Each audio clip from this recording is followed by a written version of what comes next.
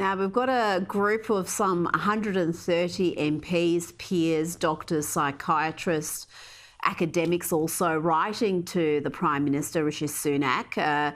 They've demanded a public inquiry into transgender ideology in schools and in the NHS.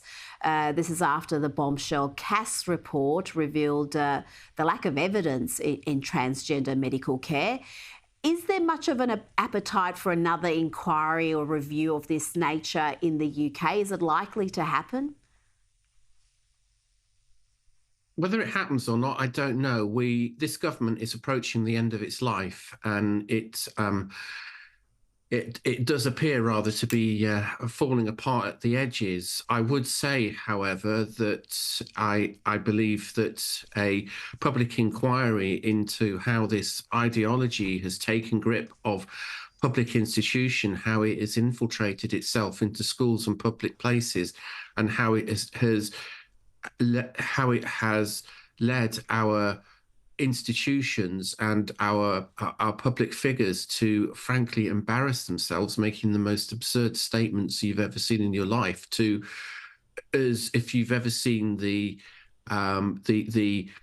coverage around the rapist, the man Isla Bryson, who was convicted of rape and sexual assault against women and put into a woman's prison, and the inability of our politicians to describe a man as a man, it is quite astonishing. I'm glad that the inquiry is being called for. What I would always question here is why it's taken so many people so darn long to put their head up and say and do the right thing and say this is unfair. It's instrumentalizing children for the benefit of men, and it completely lacks any form of evidence base. There is no basis either scientifically, philosophically, or medically to affirm this concept of transgender ideology, particularly in children.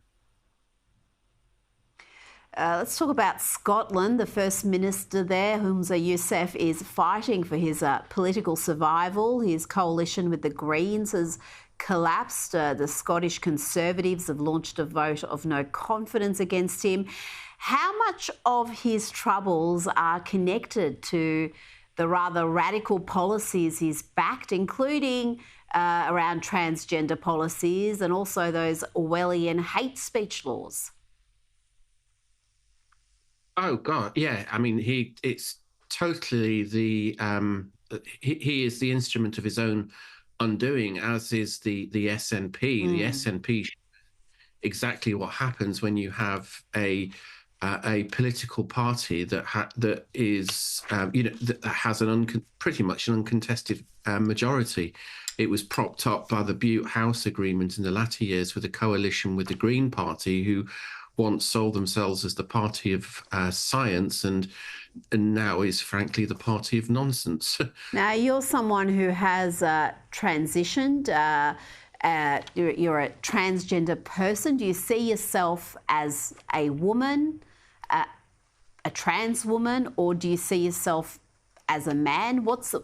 How would you describe yourself, and how do you feel if you are misgendered? That's a really interesting question.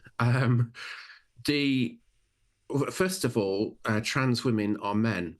All trans women are men. The whole idea of transgender is wholly a political position. It is a use of language that is an attempt to conceal from the individual, to take that individual and implant in people's minds that the person that they're talking about is on some level a woman, and that to therefore affect the way that people see that person. I do not use preferred pronouns for anybody. I have had this position for a very, very long time, pretty much since I got involved in this debate, which I got involved in because I saw the completely unacceptable threats and actions that were being taken against women who spoke out against men who were claiming who were claiming access to women's spaces and were essentially branding women who they disagreed with as bigots and pushing them out of public life. I think the whole concept of transgender is a bogus social identity, and the sooner as a society we move away from this, I think will be liberating for everybody.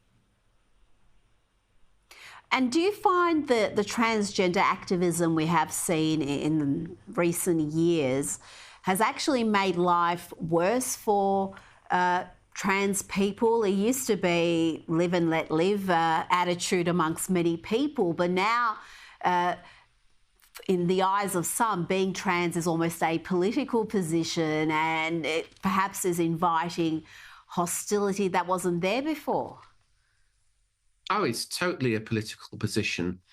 There was a situation, if you go back, if you go back a decade or more, that there was, I think, quite a lot of public sympathy for, your average man in the street. The public sympathy for people who claimed to be trans was there, and it was very much a live and let live attitude. But now now whatever trans is, we don't even know what it means, because anybody can be trans. Pretty much any useful idiot out there can be trans. It's become a meaningless label. Not that the whole idea anyway, which is built upon stereotypes, has had a particularly solid intellectual base anyway.